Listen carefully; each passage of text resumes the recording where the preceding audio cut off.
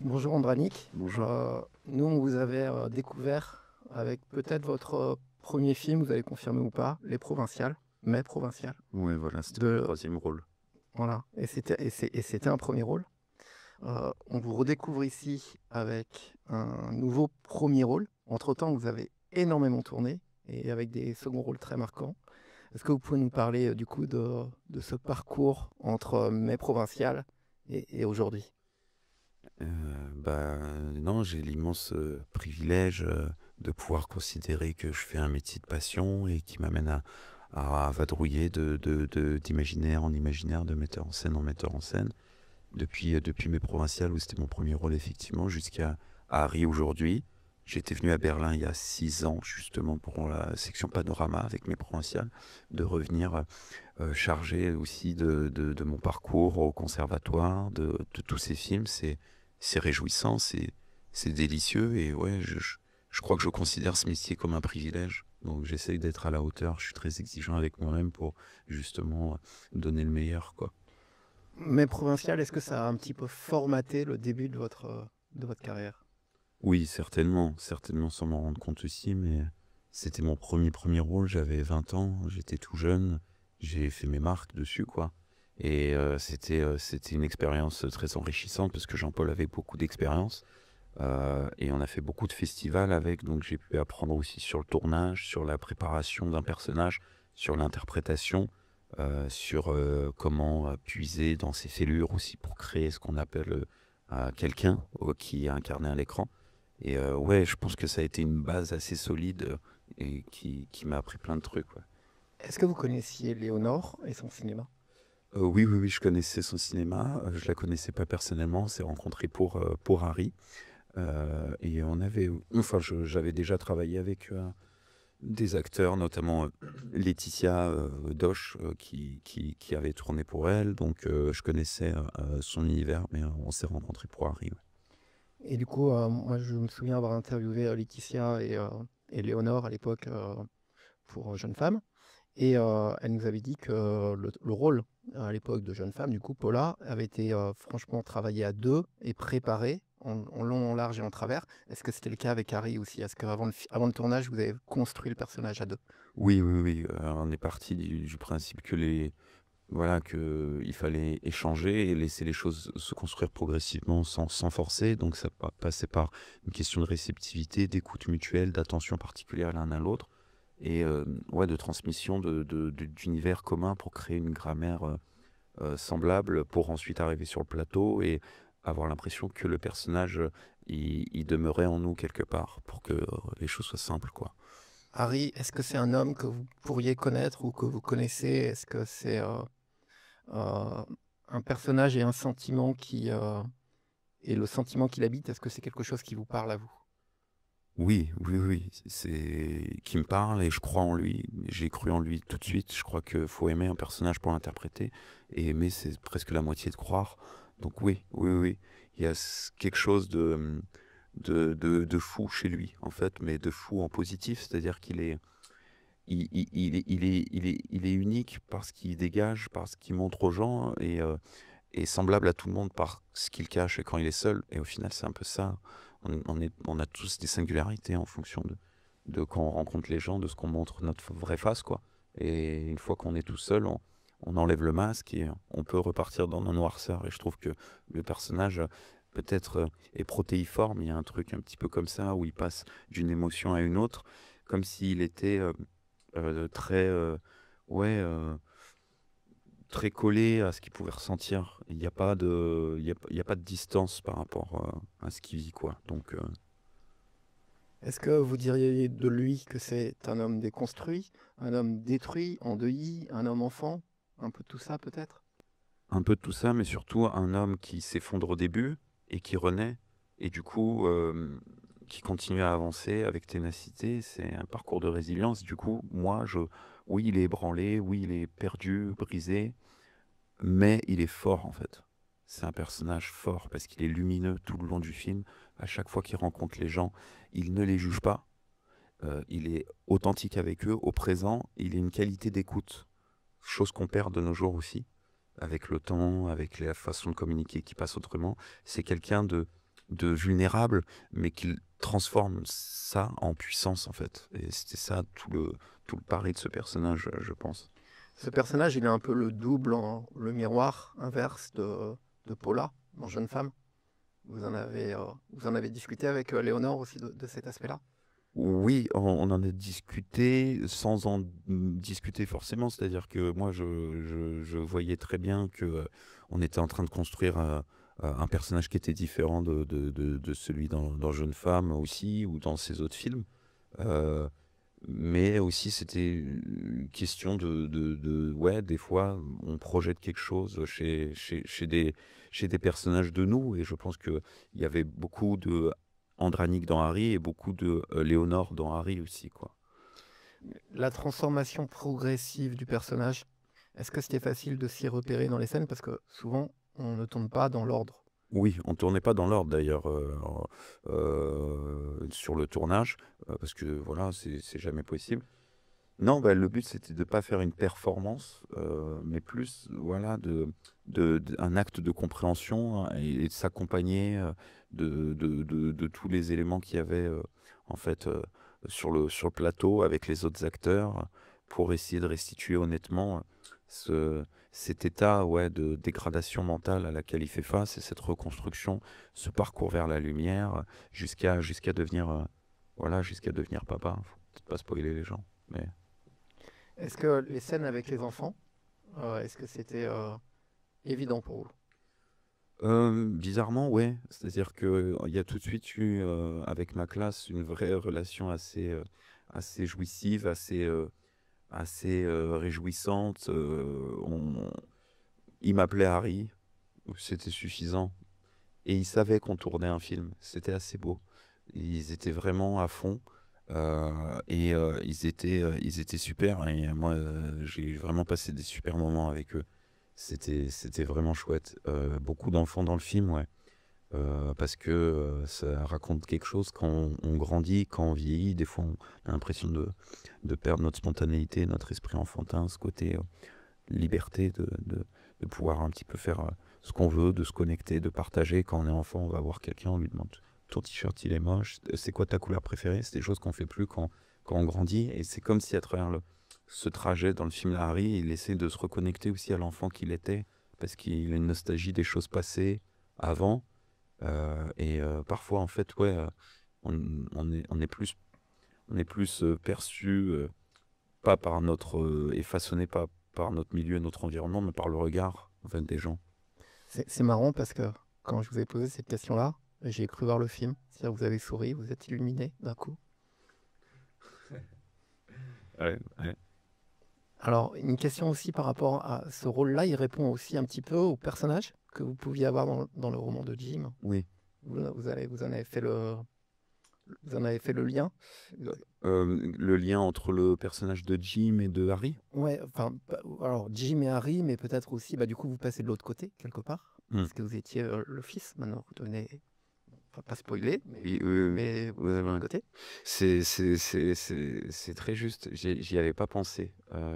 Oui, Harry est le premier film dans lequel voilà, je suis papa. Donc ça fait quelque chose pour un acteur. Ça y est, je passe de l'autre côté. C'est plus moi qui joue les fils, c'est moi qui prends en charge la paternité. Et non, non, non, oui, oui, c'est un tournant, en tout cas, bah, à ce point de vue-là. Euh, et, euh, et oui, c'est marrant de s'interroger sur l'autre aspect, quoi. Et puis ça permet de grandir et d'épanouir sa compréhension sur les connexions humaines, quoi. Léonore, est-ce qu'elle était très précise dans ses intentions artistiques? Parce que moi, j'ai souvenir, justement, que je parlais de jeune femme, elle était extrêmement précise. Elle savait exactement où elle voulait aller. Et, là, est-ce qu'elle était également très précise? Et on parlait de construction du personnage qu'elle a dû faire avec vous. Est-ce qu'elle a laissé un espace, entre guillemets, pour que les choses se construisent avec vous, même au moment du tournage? Et la douceur qui émane du film et qui est euh, notamment par la musique, est-ce que c'est des choses auxquelles vous étiez conditionné pendant le tournage? Oui, oui, oui, oui. C'est-à-dire, La première partie de la question, c'était quoi? Donc la première partie, j'étais sur le fait de, est-ce qu'il y avait une création à deux Oui. du personnage artistiquement parlant? C'est-à-dire, parce qu'elle a ses intentions artistiques, et à côté de ça, elle peut aussi, bah, du coup, vous demander, vous, de rajouter des choses. Ah oui, oui, oui.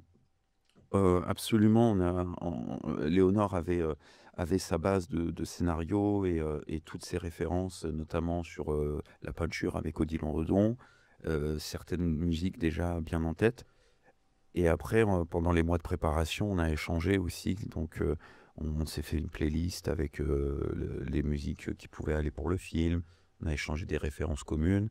Et on a pu aussi se poser des questions et puis bousculer les réflexions l'un de l'autre pour essayer de rendre le personnage le plus vivant possible, le plus crédible, le plus réaliste. Et donc, elle avait quand même des intentions artistiques très précises. Elle savait très bien où elle allait, mais en même temps, tout en gardant cette petite marge de manœuvre qui fait que on peut laisser la magie s'opérer, l'accident se produire, et voilà, le silence entre les notes d'une mélodie, quoi, de laisser place à cet invisible, à des choses qu'on peut sentir, qu'on absorbe, mais qu'on peut pas attraper, quoi. Je suis curieux, du coup, des références communes que vous avez échangées. Alors, bah, pour la musique, ça partait de plein de choses, hein.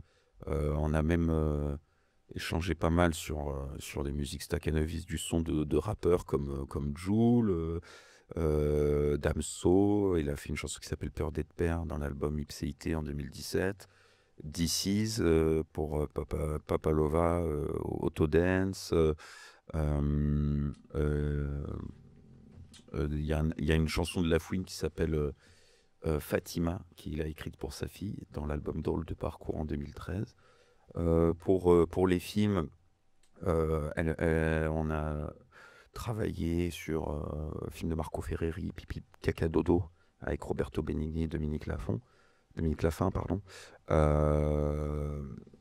Moi, de mon côté aussi, elle m'avait dit de regarder un film que j'avais pas vu, Un mauvais fils de Claude Sautet avec Patrick Devers.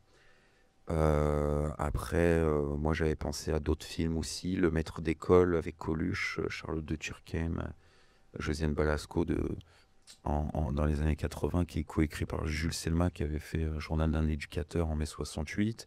Être et avoir, le documentaire de Nicolas Philibert.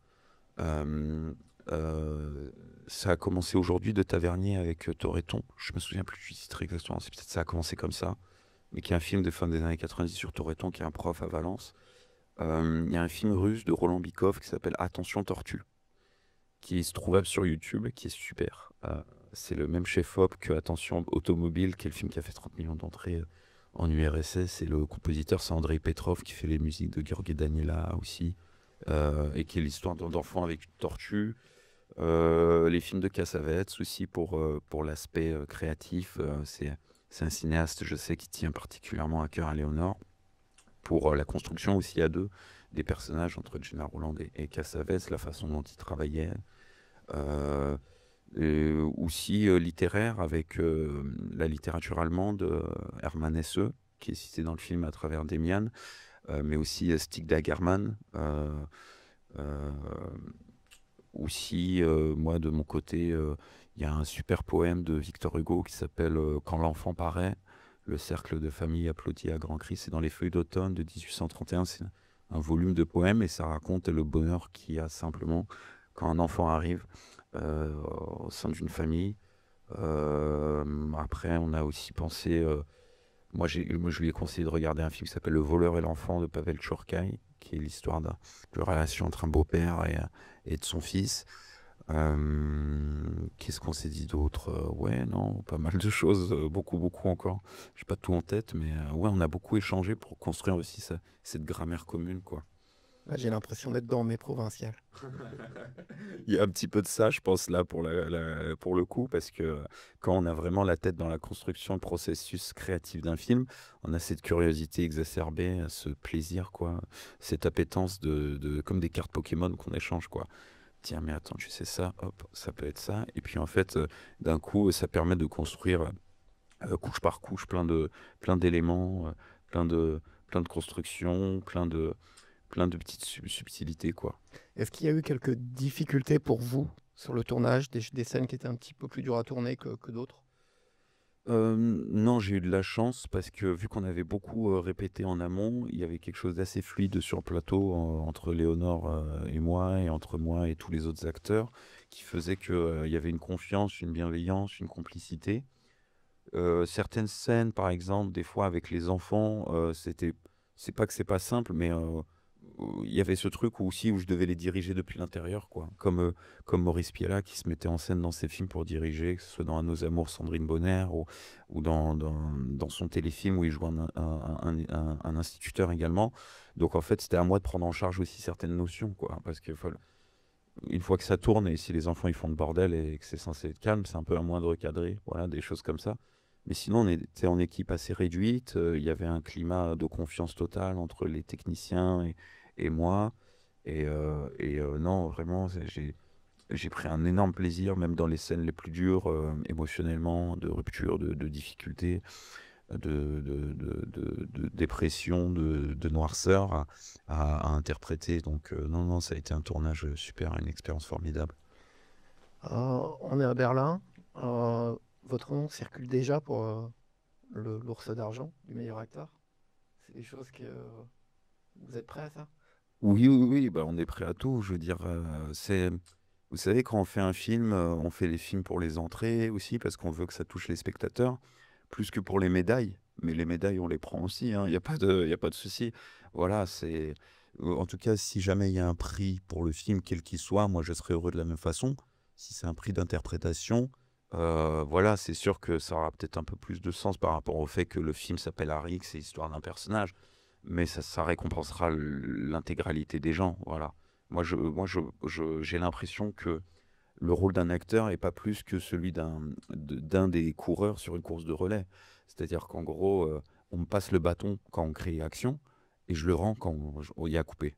Je le rends à la salle de montage. Et avant, c'est la préparation, c'est les autres gens.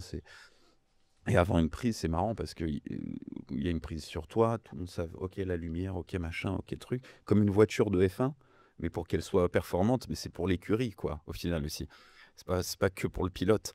Donc voilà, si jamais il y a une cerise sur le gâteau, c'est formidable. Mais déjà, juste d'être à Berlin, de le présenter et que le film puisse parler à des gens, c'est vraiment déjà le triomphe le plus grand, quoi.